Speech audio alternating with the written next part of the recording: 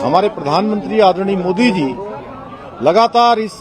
Rescue अभियान की हमसे सभी लोगों से लगातार जानकारी करते थे। जो हमारे दिल्ली जल बोर्ड के और गोरखपुर से जो नीचे जाकर मैनुअल माइनिंग करने वाले थे, उन सभी का भी मैं अपनी ओर से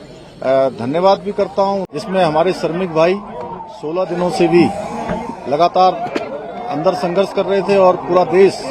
उनके लिए बाहर संघर्ष कर रहा था। इस पूरे अभियान में लगे हुए सभी कर्मचारियों को, सभी कार्मिकों को, सभी विशेषज्ञों को, सभी हमारे वैज्ञानिकों को, सभी भारत सरकार की संस्थाओं को और एक एक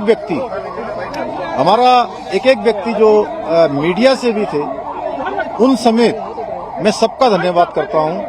कि इस बहुत ही कठिन और चुनौतीपूर्ण काम को सभी लोगों ने अपना सहयोग प्रदान किया और बहुत चुनौतीपूर्ण काम होते हुए भी प्रातःकाल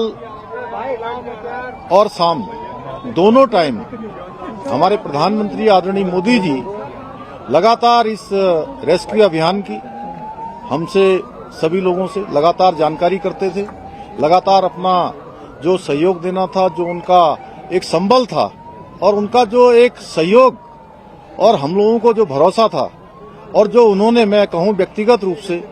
उन्होंने मुझे एक काम भी दिया हुआ था, ये ड्यूटी दी थी कि किसी भी तरीके से इन सबका समन्वय करते हुए बाहर निकालना है। तो उनका अगर संबल न होता, उनका इतना जिस प्रकार से आज भारत सरकार की सारी हमारी एजेंसियां इस काम में लगी, तो निश्चित रूप से जो कठिन काम भी हमारे लिए आसान हो गया। मैं उनका भी धन्यवाद करता हूं कि और अभी भी उन्होंने, जैसे ही हमारे सभी श्रमिक भाई बाहर आए, उनका अभी दूरभाष पर फोन आया था और उन्होंने कहा कि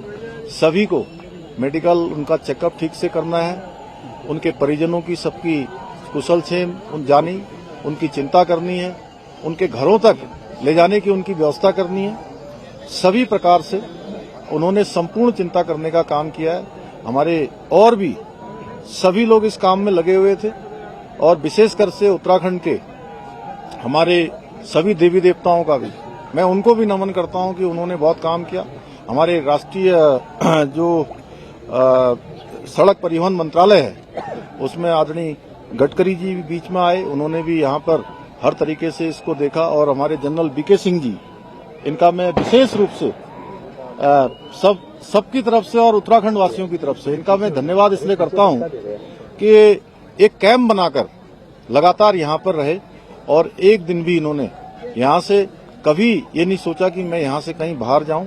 और इस कठिन काम को लोगों को लगातार संबल प्रदान करने का काम, उनको प्रोत्साहन करने का काम और पूरा हमारा जहां सभी एजेंसियां लगी हुई थी, वहीं पीएमओ के भी सभी अधिकारी अपने अपने तरीके से इस पूरे अभियान को अपना सहयोग प्रदान कर रहे थे, योगदान प्रदान कर रहे थे।